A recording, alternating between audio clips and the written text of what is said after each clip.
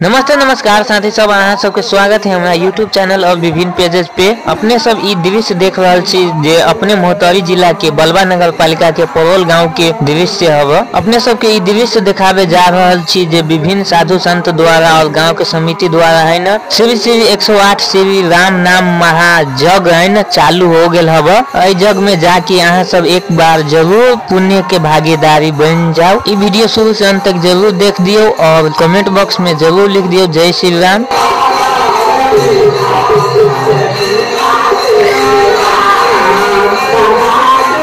जय बजरंग बली।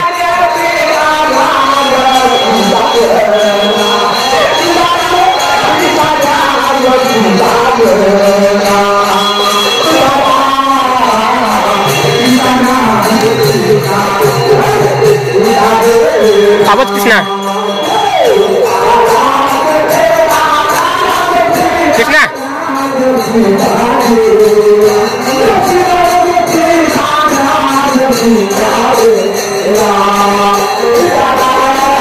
ये मैं साथे सब है आवाज कृष्णा